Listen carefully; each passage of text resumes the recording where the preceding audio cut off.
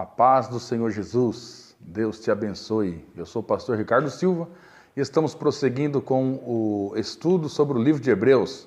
Falaremos hoje sobre fé versus incredulidade. Então vamos acompanhar aqui Hebreus capítulo 3, versículo 10 a 12. Por isto me indignei contra esta geração e disse: estes sempre erram em seu coração, e não chegaram a conhecer os meus caminhos. Assim jurei na minha ira: não entrarão no meu descanso.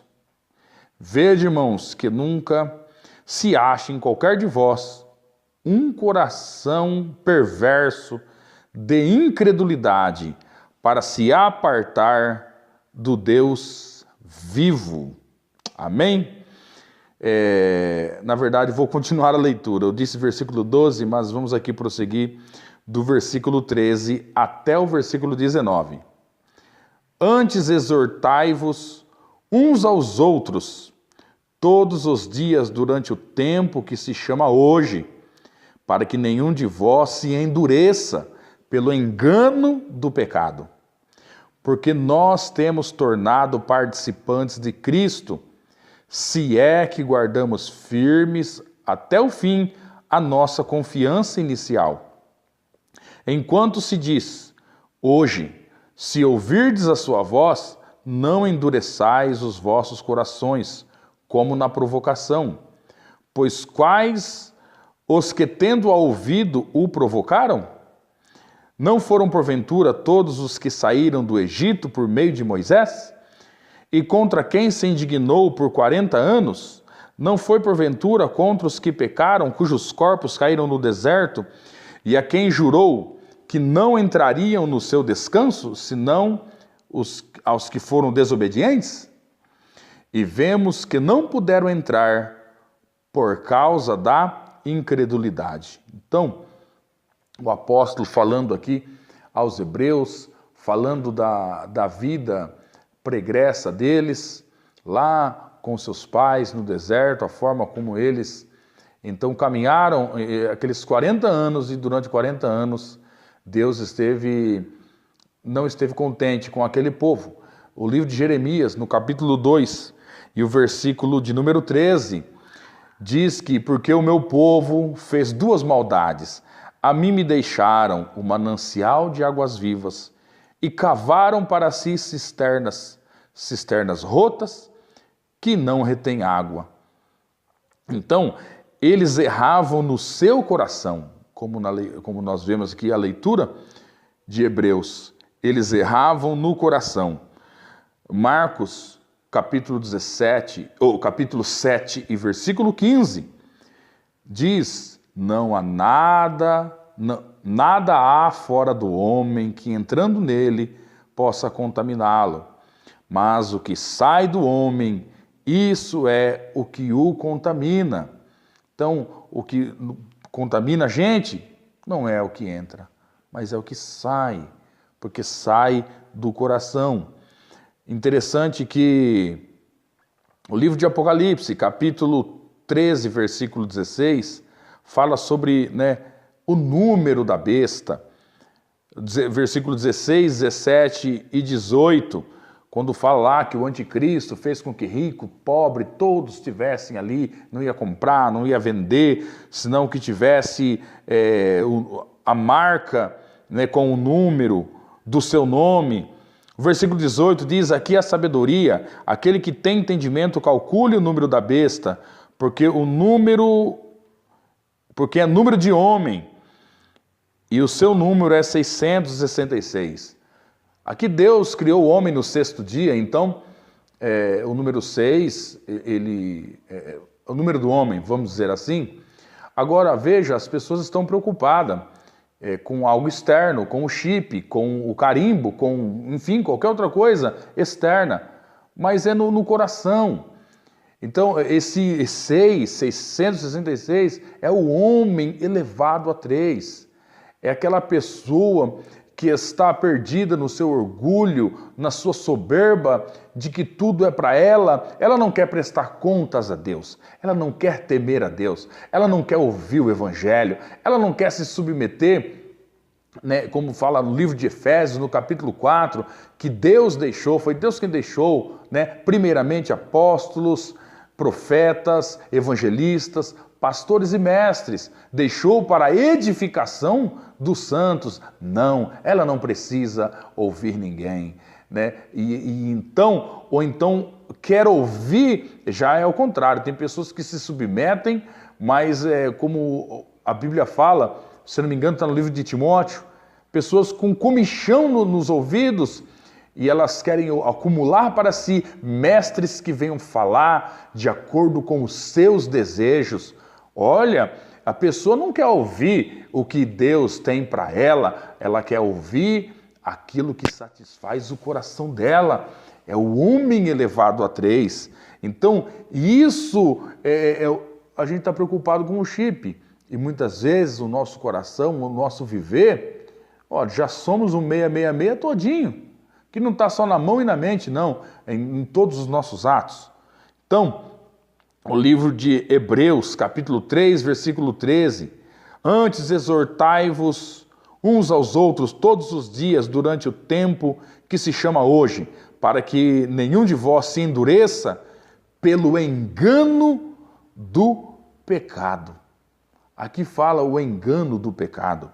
No livro de Gênesis, capítulo 3, versículo 5, foi dito a eles que se eles comessem, eles seriam como Deus, conhecendo o bem e o mal. Bom, se eu serei como Deus, então eu já não preciso mais obedecer. Eu não preciso prestar contas. Eu não preciso mais temer. Bom, eu vou ser como Ele. Então, esse é o engano do pecado. Já viu o adolescente? Parece que tem uma fase do adolescente em que ele ouve todo mundo. Ele ouve o professor, ouve o amigo, ouve o tio, mas não quer ouvir os pais. Assim somos nós, né, em relação a Deus. Ouvimos A, B, C, D, mas não queremos ouvir o conselho de Deus, a palavra de Deus, ser exposto às verdades de Deus. O livro de Gênesis, capítulo 4, versículo 16, Caim saiu da presença do Senhor e foi para uma terra de Nod. Nod significa distante, longe. Ele saiu, ele fugiu. Como alguém pode fugir da presença? Como alguém sai? Não, mas aqui está dizendo, Caim, ele saiu, então saiu Caim da presença do Senhor. Como alguém consegue sair? Na sua consciência e no seu coração, porque Deus está em todos os lugares. Como disse Davi no Salmo 139, se eu subir ao céu, tu aí estás. E se fizer a minha cama no mais profundo abismo, o Senhor aí está também. Então, precisamos humildemente atentar para a verdade que nós não temos vida. Ele é vida em nós. Nós não conseguimos ver a vida, mas nós percebemos a vida. No 1 João, capítulo 1, versículo de 1 a 2, o que era desde o princípio, o que ouvimos, o que vimos com os nossos olhos, o que contemplamos e as nossas mãos apalparam a respeito do verbo da vida, pois a vida foi manifestada. A vida, ela foi manifestada e nós a temos vistos e dela testificamos e vos anunciamos. A vida eterna que estava com o Pai e a nós foi manifestada. Né? Isso aqui faz coro, isso aqui é o João na sua carta, faz coro com o Evangelho de João, capítulo 1, versículo 1. No princípio era o verbo estava com Deus, o verbo era Deus, ele estava no princípio com Deus, todas as coisas foram feitas por ele, sem ele, nada do que foi feito se fez. Nele estava a vida e a vida era a luz dos homens. Nós não podemos cair no engano do pecado de achar que nós não precisamos temer, que não precisamos obedecer, não precisamos prestar contas, não podemos cair em incredulidade, não podemos. Então, não podemos ser o homem elevado a 3, de olhar para a nossa força, olhar para a nossa capacidade, de tudo aquilo que você consegue conquistar com o seu trabalho, e você então pensar: eu não preciso de Deus. Né? Jamais. Hebreus 3, versículo 12. Vede, irmãos, que nunca se ache em qualquer de vós um perverso coração de incredulidade para se apartar do Deus vivo. Gálatas capítulo 6, versículo 7. Não vos enganeis, Deus não se deixa escarnecer. Por isso tudo que o homem semear, isso também ceifará. Hebreus capítulo 4, versículo 1. Portanto, tendo-nos sido deixada a promessa de entrarmos no seu descanso, temamos, não haja algum de vós que pareça ter falhado, porque também a nós foram pregadas as boas novas, assim como a eles. Mas a palavra da pregação nada lhes aproveitou, porquanto não chegou a ser unida com a fé naqueles que a ouviram. Porque para alguns não aproveitou. Em outra versão diz que eles ouviram as boas novas do Evangelho e não misturaram com fé. Em uma versão diz misturou. Nesta minha versão diz não chegou a ser unida com fé. A palavra, ela precisa ser acolhida, misturada com a fé. Hebreus 3, versículo 19. E vemos que não puderam entrar por causa da incredulidade. As pessoas, elas tratam o Evangelho com incredulidade. Eu fico me perguntando por que o livro de Hebreus vai falar que Jesus é superior a Moisés. Mas, irmãos, faz todo sentido eles tratarem desse assunto, porque até nos dias de hoje as pessoas creem mais em Moisés do que em Jesus. As pessoas estão preocupadas, né, com vários assuntos de Moisés. Agora, quando você lê no Evangelho perdoar 70 vezes 7, você não vê ninguém desesperado. Você não vê ninguém orando e jejuando para que, meu Deus, eu preciso alcançar isto. Mas por que não? Porque não crê.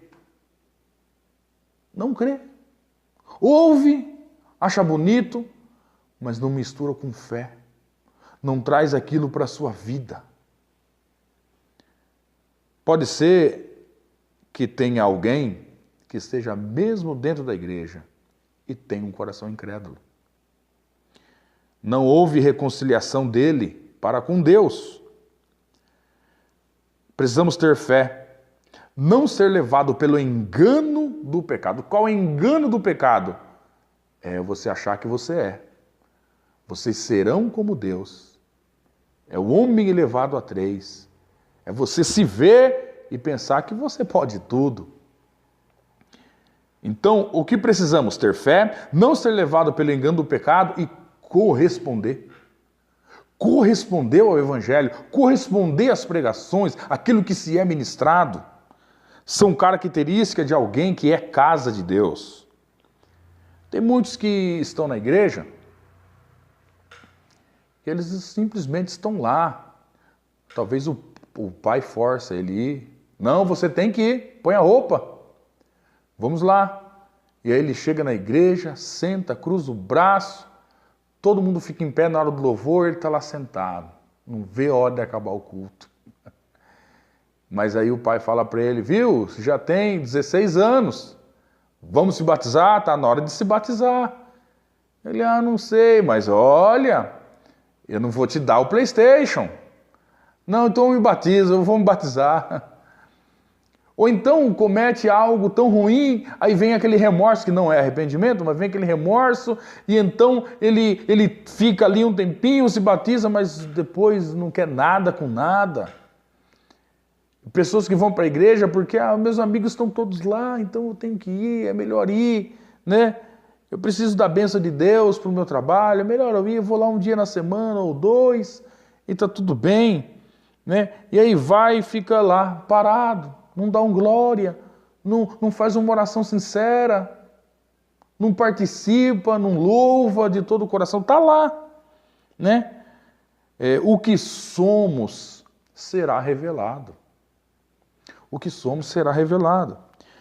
A incredulidade é a desobediência que afasta.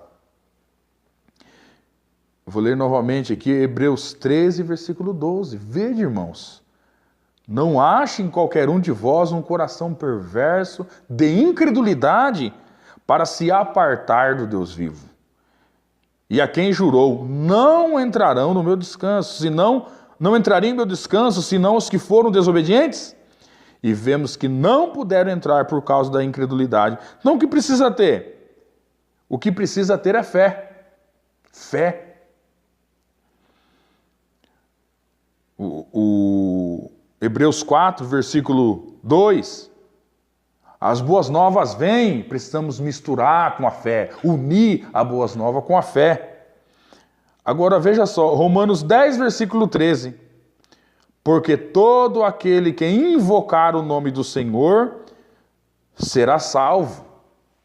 Poxa, não parece simples, né? Quando a gente pega um versículo, tira ele de todo o seu contexto, e aí a gente fala, todo aquele que invocar o nome do Senhor será salvo. Vamos voltar com o versículo no seu contexto? Vamos ler o versículo seguinte, Romanos 10, versículo 14. Como, pois, invocarão aquele em quem não creram?